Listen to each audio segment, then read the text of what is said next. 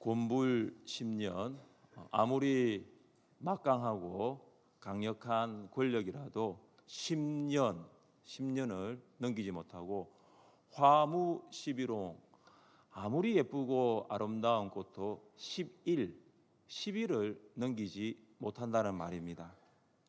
그러니까 영원할 것만 같은 권력도 오래 가지 못하고 참 예쁘고 아름다운 꽃도 얼마 가지 못합니다. 부귀영화는 오래 지속되지 못합니다. 현 미국의 대통령 이전에 다른 대통령이 있었는데 4년입니다. 미국은 또 대통령을 한 번 더 할 수 있어서 중임제인데요. 8년까지는 할 수 있는데 그 많은 미국 대통령들 중에 4년 한 대통령은 많지 않습니다. 현 대통령보다 앞선 대통령이 4년 했습니다. 우리나라도 대통령 단임제이기 때문에 5년입니다. 길면 5년이고 덜 할 수도 있습니다. 이처럼 부귀영화는 오래 지속되지 못합니다. 그렇다고 해서 우리가 염세주의자나 비관주의자로 살아서도 안 됩니다. 세상을 비관할 필요도 없고 인생이 참 허무하다, 인생은 참 아무것도 없다, 이런 생각도 해서는 안 됩니다. 우리는 예수님처럼 살아야 합니다. 예수님은 곤불 10년, 화무 11홍과 같은 이 세상에 사람으로 오셨습니다. 그러나 예수님은 단 한 번도 세상을 비관하지 않으셨습니다. 인생을 부정적으로 생각하지도 않으셨습니다. 예수님은 영원하지 않는 이 세상에 영원한 나라를 가지고 오셨습니다. 예수님은 망해가는 이 세상에 망하지 않는 나라를 선포하셨습니다. 영원한 나라가 있습니다.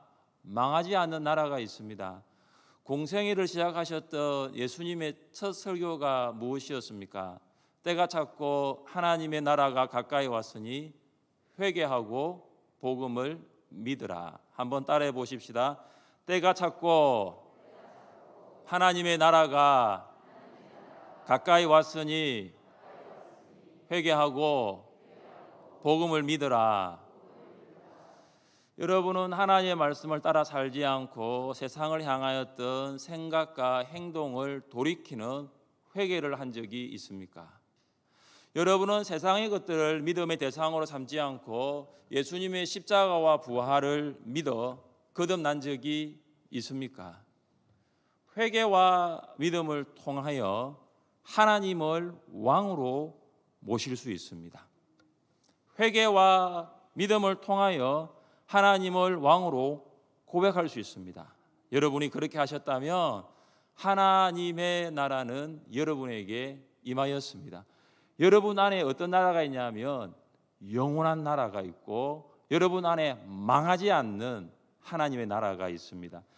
하나님의 나라는 장소적 개념보다는 관계적 개념입니다. 하나님께서 여러분의 왕으로 자정하시고 통치하시면 하나님의 나라는 여러분에게 임하였습니다. 그러나 하나님을 왕으로 모시지 않고 또 모셨다 하더라도 왕이신 하나님의 통치를 거부한다면 하나님의 나라는 우리와 상관이 없습니다. 여전히 세상 나라에서 세상 나라 백성으로 살아가는 것입니다.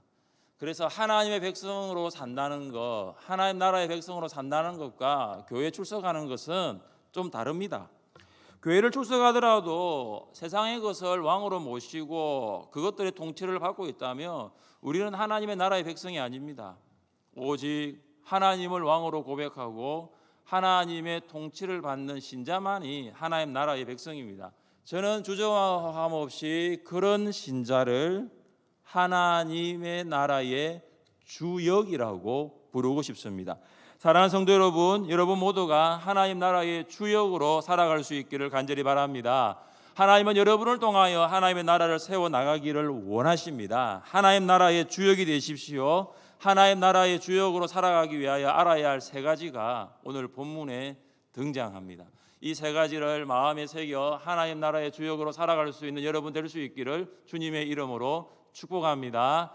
첫째, 세상은 유한합니다. 세상 나라는 유한합니다. 이걸 우리가 알아야 합니다. 세상 나라를 대표하는 바벨론 느부갓네살 왕은 자신이 꾼 꿈의 내용과 그 꿈을 해석하지 못하면 지혜자를 죽이려고 하였습니다. 이를 알게 된 다니엘은 세 친구와 함께 합심하여 간절히 기도할 때 하나님께서 그에게 꿈을 보여 주십니다. 왕 앞에 서게 된 다니엘은 꿈의 내용을 말합니다. 그 내용이 31절부터 35절까지입니다.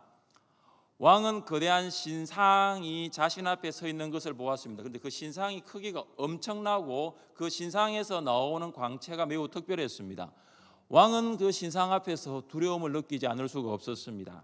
이 신상은 7부분과 5가지 재료로 이루어져 있습니다. 7부분은 머리, 가슴, 두 팔, 배, 넓적다리, 종아리, 발입니다.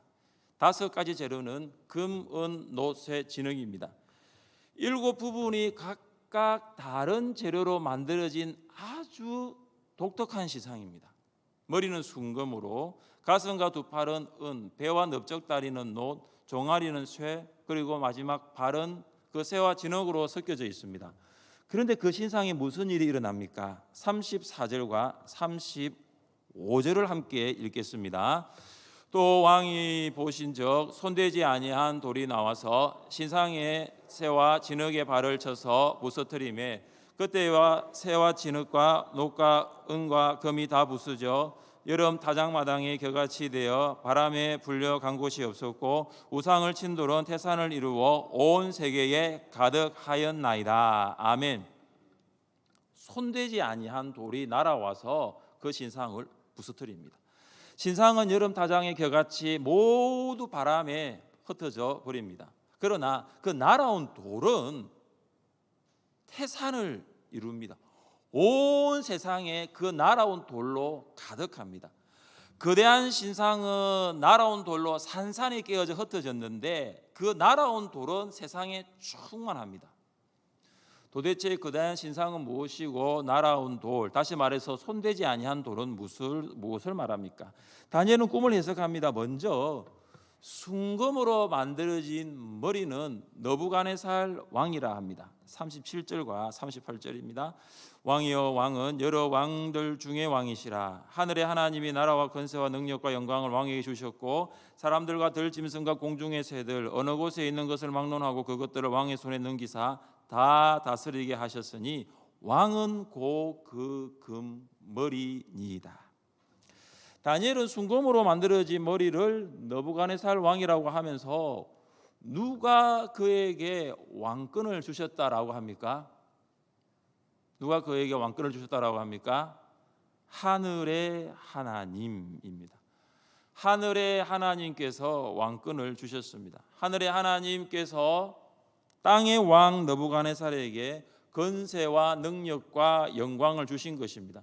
하나님께서 느부갓네살에게 왕권을 주지 아니하시면 그는 바벨론을 통치할 수 없습니다. 세상의 권세, 능력, 영광은 하나님으로부터 주어지는 것입니다. 세상의 모든 왕을 다스리시는 분은 하나님이십니다. 세상 왕의 통치 기간이 언제까지일까요? 하나님께서 왕권을 주시는 때까지입니다. 권세는 하나님으로부터 나지 않음이 없나니 모든 권세는 다 누가 주셨죠? 하나님께서 정하신 바라. 세상의 모든 통치자들은 하나님께서 통치권을 주시는 때까지만 다스릴 수 있습니다. 세상의 모든 왕들은 하나님께서 통치권을 주시는 때까지만 통치할 수 있는 것입니다. 느부갓네살은 그의 나라가 영원하기를 원했을 것입니다. 그러나 그 나라도 영원하지 않습니다. 바벨론 이후에 다음 나라가 나타납니다. 두 번째 나라는 은으로 된 가슴과 두 팔 같은 나라입니다. 금보다는 못한 나라죠. 바벨론보다 못한 나라입니다. 세 번째 나라는 노스로 된 배와 넓적다리와 같은 나라입니다. 네 번째 나라는 쇠로 된 종아리로 된 나라입니다. 마지막 다섯 번째 나라는 새와 또 한 가지 진흙으로 된 발과 같은 나라입니다. 이 학자들이 느부갓네살 왕이 봤던 이 신상을 그럼 그 다음에 나타난 나라들로 이렇게 이야기를 하면서 이렇게 설명합니다. 지금 다니엘도 분명히 금은 바벨론이라 했으니까 이거는 맞습니다. 그 다음에 나타난 나라가 뭐냐면 언어로 된 가슴과 팔인데 이 나라가 바로 페르시아예요. 메데와 바사. 그리고 노스로 된 배와가 넓적다리 같은 이 나라는 뭐냐 하면 그 다음 나타난 나라 헬라, 그리스.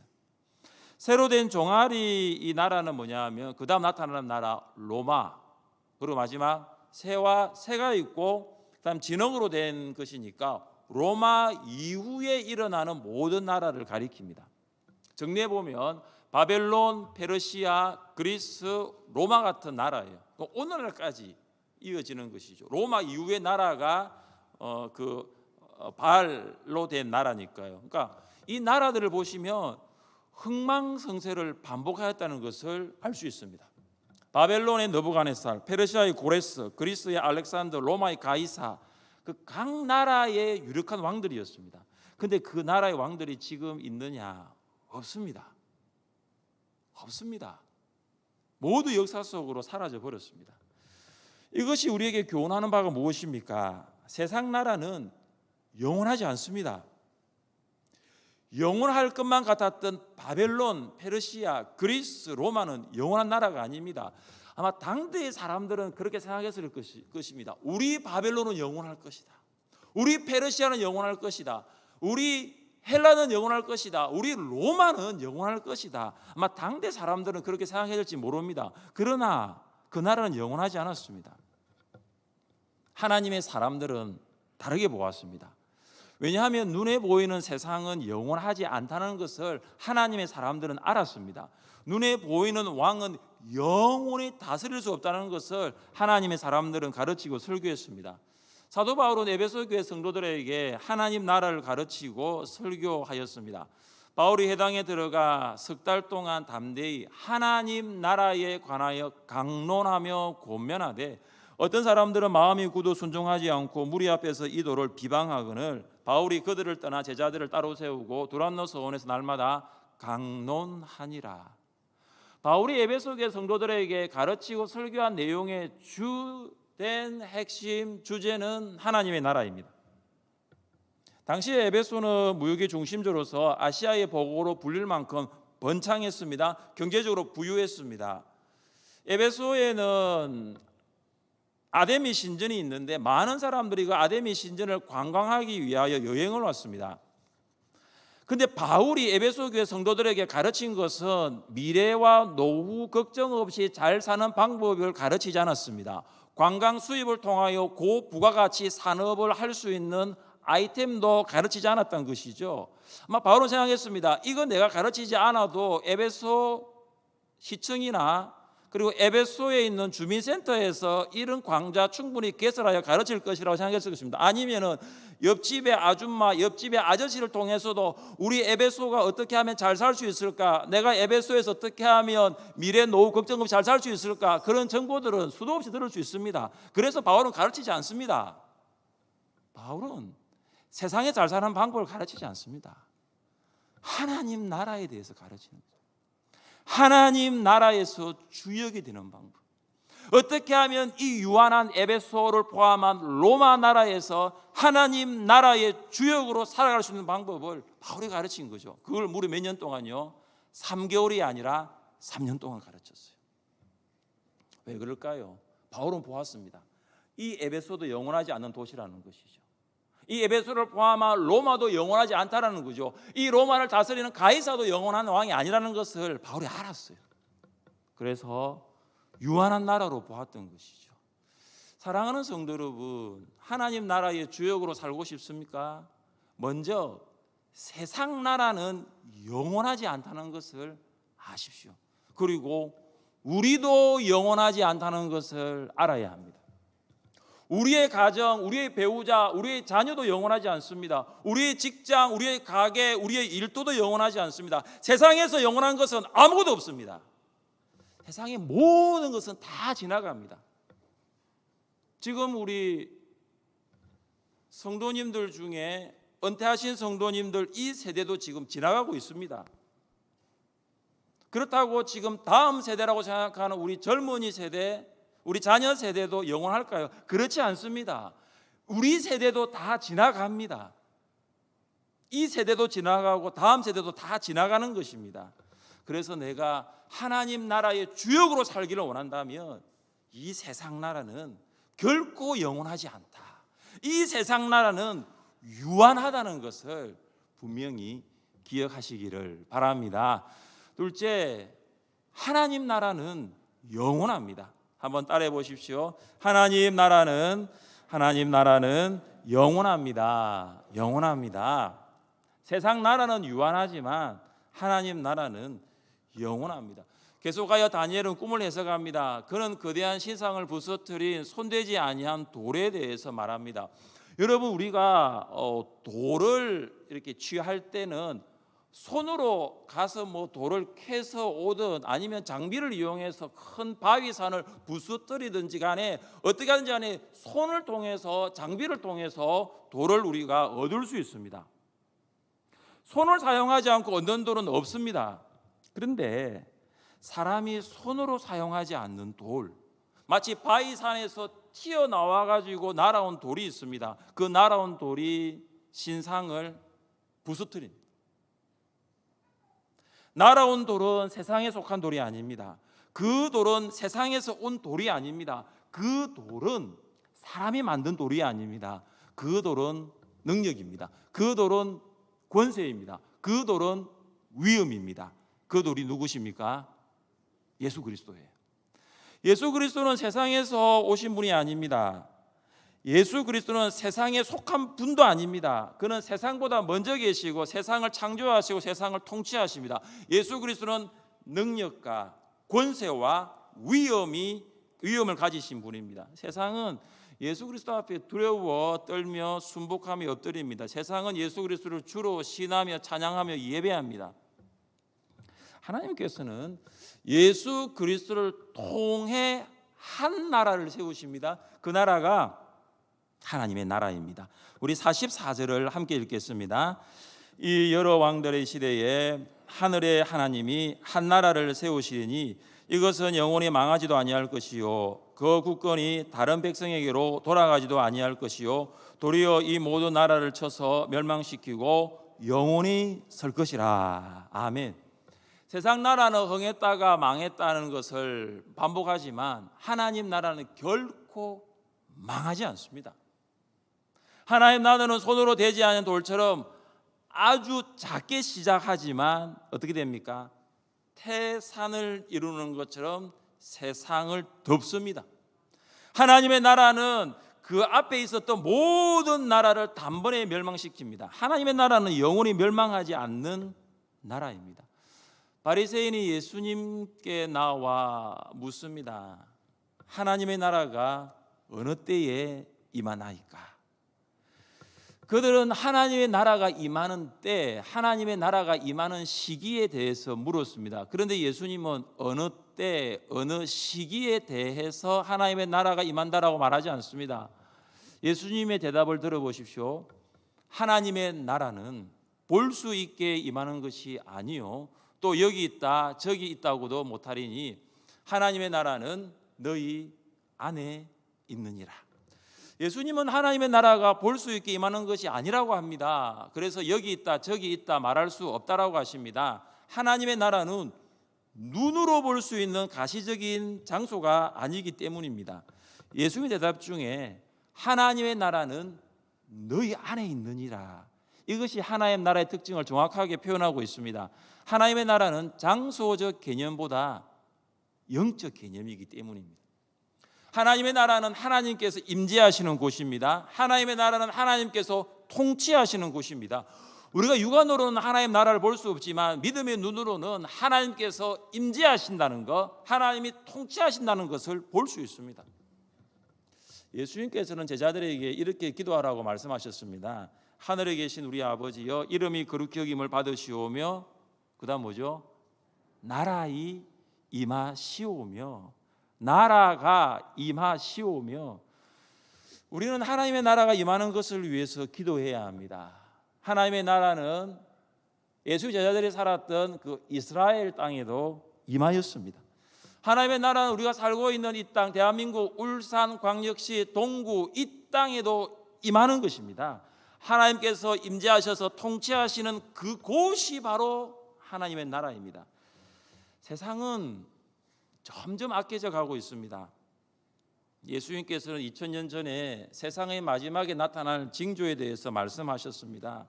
민족이 민족을, 나라가 나라를 대적하여 일어나겠고, 곳곳에 큰 지진과 기근과 전염병이 있겠고, 또 무서운 일과 하늘로부터 큰 징조들이 있으리라. 전쟁과 기근 그리고 지진과 전염병은 현재 일어나고 있는 마지막 때의 일입니다. 이런 일을 만난 우리가 무엇을 기도해야 할까요? 하나님의 나라가 임하시오며, 하나님께서 전쟁과 기근 그리고 지진과 전염병이 창궐한 세상에 임재하셔서 통치하소서라는 기도를 시작해야 합니다. 기도뿐입니다. 코로나19에 우리가 할 수 있는 것은 기도뿐입니다. 코로나19 바이러스를 이길 수 있는 것은 기도입니다. 백신 아닙니다. 기도입니다. 백신을 맞아도 델타 변이가 나오고 있으니까 코로나19를 이길 수 있는 것은 백신이 아닙니다. 여러분, 원래 영국 변이부터 시작했지 않습니까? 그런데 이게 지금 델타 변이까지 왔거든요. 여러분, 우리 영국 하다가 인도 변이를 델타 변이라고 부르지 않습니까? 우한 폐렴하다가 우한이 중국의 도시니까 중국에서 우리 우한 빼라 해가지고 코로나19로 바뀌었지 않습니까? 이게 그리스 알파벳이거든요. 제일 앞에가 알파예요. 제일 마지막에 오메가입니다. 계속해서 변이종이 나오고 있습니다. 그러니까 코로나를 이길 수 있는 것은 백신이 아니에요. 저는 델타 다음에 또 뭐가 나올지가 모르겠습니다. 코로나19를 이길 수 있는 것은 기도입니다. 기도의 자리로 나오십시오. 사랑하는 중직자 여러분, 기도하십시오. 여러분이 중직자로 임직받으실 때 하셨던 서약을 기억하십니까? 이렇게 서약하셨습니다. 직분을 받고 하나님의 은혜를 의지하며 진실한 마음으로 본직에 관한 범사를 힘써 행하기로 여러분 서약했습니다. 여러분 기억나지 않으시죠? 내가 이 직분을 받으면 범사에 힘써 행하기로 했어요. 이 범사는 코로나 전이든 위드 코로나 시대든 포스트 코로나 시대든 상관없습니다. 범사입니다. 모든 일입니다. 내가 아파도, 내가 퇴직해도, 내가 병들어도, 내가 바빠도 범사예요. 그러니까 피곤하시더라도, 연약한 육신을 가졌다 하더라도 쳐서 복종시켜서 기도의 자리에 나오십시오. 기도의 자리에 나오시면 하나님께서 기도할 수 있는 힘과 능력을 주십니다. 세상 나라는 유한합니다. 여러분 살아도 얼마 사시겠습니까? 100년 사시겠습니까? 그러면 110년 사시겠습니까? 언젠가는 우리의 인생은 유한하게 끝납니다. 그러나 하나님 나라는 영원합니다. 하나님의 임재와 통치가 있는 그 영원한 하나님 나라를 소망하며 살아갈 수 있기를 주님의 이름으로 축복합니다. 셋째, 하나님 나라의 주역은 하나님 중심으로 삽니다. 우리 한번 따라해 보시기 바랍니다. 하나님 중심으로 삽시다. 하나님 중심으로 삽시다. 다니엘은 느부갓네살 왕 앞에 섰을 때 그는 곧바로 꿈의 내용과 해석을 말하지 않습니다. 그런데 시간이 없잖아요. 분초를 다투고 있습니다. 왜냐하면 지금 왕이 모든 바벨론에 있는 지혜자들을 다 죽이라고 명령했기 때문입니다. 그러니까 지금 바로 꿈을 이야기해 줘야 됩니다. 시간이 부족합니다. 조금이라도 지체하면 안 됩니다. 그러나 다니엘은 꿈을 말하지 않고 이것을 말합니다. 우리 27절과 28절을 함께 읽겠습니다. 다니엘이 왕 앞에 대답하여 이르되 왕이 물으신 바 엄밀한 것은 지혜자나 술객이나 박수나 점쟁이가 능히 왕께 보일 수 없으되 오직 엄밀한 것을 나타내실 이는 하늘에 계신 하나님이시라. 그가 느부갓네살 왕에게 후일에 될 일을 알게 하셨나이다. 왕의 꿈 곧 왕이 침상에서 머릿속으로 받은 환상은 이러하니이다. 아멘. 다니엘이 느부갓네살 왕에게 지금 꿈을 이야기하고 그 꿈을 해석하기 이전에 누구를 지금 선포하고 있습니까? 하나님이십니다. 바벨론의 지혜자, 술객, 박수, 점쟁이는 왕에게 말할 수 없지만 하늘에 계신 하나님만이 왕에게 꿈을 말할 수 있다고 합니다. 여러분, 느부갓네살 왕의 뜻은 느보신이여 상속자를 보호하소서입니다. 느보신, 이 느보라는 이 신의 이름이 느부갓네살 왕 이름 안에 있습니다. 그러니까 느부갓네살은 누굴 믿고 있습니까? 느보를 믿고 있는 거예요. 느보신이여 나를 지켜주소서. 느보신이여 너가 바벨론 왕으로서 통치할 때 나를 인도하소서. 느보신이여 나에게 필요한 것을 공급하소서. 그는 느보를 믿고 있습니다. 그런데 다니엘이 느보를 믿고 있는 느부갓네살 왕을 몰랐던 게 아닙니다. 그의 이름이 느보니까요. 다른 신을 믿고 있는 느부갓네살에게 지금 누구를 선포합니까? 하나님을 전하고 있습니다. 다니엘은 바벨론 왕 느부갓네살을 두려워한 것이 아니면 두려워하면 절대 하늘의 하나님께서 꿈을 나에게 말했다라고 말할 수 없습니다. 그는 만왕의 왕 하나님을 두려워한 것입니다. 그는 하나님의 중심으로 살았습니다. 우리는 전도할 때 절에 다니는 사람들에게 전도를 잘하지 않습니다. 그 이유는 뭐냐면 그 사람이 믿는 종교가 있고 또 그 사람이 믿는 신이 있다라는 것입니다. 그러나 여러분 생각해 보십시오. 그 사람이 믿는 신과 그 사람이 믿는 종교가 그를 구원해 줄 수 없다면 여러분 어떻게 하시겠습니까? 한 번은 성복을 입고 다니는 성녀에게 예수님을 전한 적이 있습니다. 예수님 믿고 구원 받으세요. 그때 성녀가 무슨 말을 했을까요?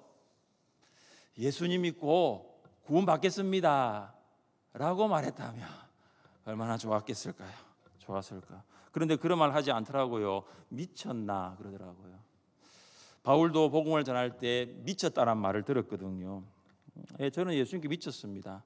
근데 제가 왜 그 성녀에게 성복을 입고 다니는 제가 성녀를 몰랐을까요? 왜 제가 그 성녀에게 전했을까요? 복음을?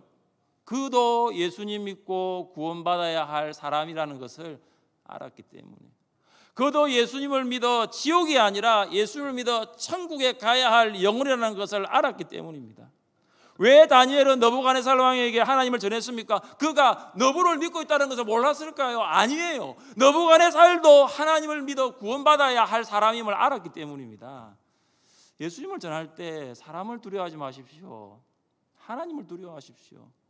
몸은 죽여도 영혼은 능히 죽이지 못하는 자들을 두려워하지 말고 오직 몸과 영혼을 능히 지옥에 멸하실 수 있는 이를 두려워하라. 사람은 우리의 몸은 죽여도 우리 영혼은 죽이지 못합니다. 그러나 하나님은 몸과 영혼을 지옥에 보내시는 분이십니다. 사람을 두려워하지 마십시오. 하나님을 두려워하십시오. 다니엘은 하나님만을 중심으로 생각하여 살아간 하나님 나라의 주역이었습니다. 다니엘의 꿈의 해석을 들은 느부갓네살 왕은 다니엘에게 절을 하고 예물을 줍니다. 그리고 무슨 말을 합니까? 함께 47절을 읽겠습니다. 왕이 대답하여 다니엘에게 이르되 너희 하나님은 참으로 모든 신들의 신이시오 모든 왕의 주제시로다. 내가 능히 이 은밀한 것을 나타내었으니 내 하나님은 또 은밀한 것을 나타내시는 이시로다. 아멘. 느부갓네살 왕이 하나님을 최고의 신이요 모든 왕을 다스리는 신이요 은밀한 것을 나타내는 위대한 신으로 인정합니다. 왕이 다니엘에게 절한 것은 다니엘이 하나님에게 절한 것이고 왕이 다니엘에게 예물을 준 것은 다니엘이 하나님에게 예물을 드린 것입니다. 사랑하는 여러분, 하나님을 삶의 중심에 모시고 살아갈 때 하나님께서는 여러분을 하나님 나라의 주역으로 사용하시는 줄 믿습니다. 우리가 세상 나라는 유한하고 하나님 나라가 영원하다는 것을 알 때 세상 중심이 아니라 하나님 중심으로 살아갈 수 있는 것입니다. 영원한 하나님의 나라가 뚜렷이 있는데 유한한 세상을 중심에 두고 살아가는 사람은 얼마나 어리석은 사람일까요? 히브리서 11장은 하나님의 나라를 위해 살았던 주역의 명단들이 기록되어 있습니다. 아벨부터 시작한 이 이름은 에녹, 노아, 아브라함, 이삭, 야곱, 요셉, 모세, 기생 라합까지 계속됩니다. 그리고 히브리서 저자는 이렇게 말합니다. 내가 무슨 말을 더하리요? 기드온, 바락, 삼손, 입다, 다윗 및 사무엘과 선지자들의 일을 말하려면 내게 시간이 부족하리이다. 그들은 믿음으로 나라들을 이기기도 하며 의를 행하기도 하며 약속을 받기도 하며 사자들의 입을 막기도 하며 그들은 믿음으로 세상 나라를 이겼습니다.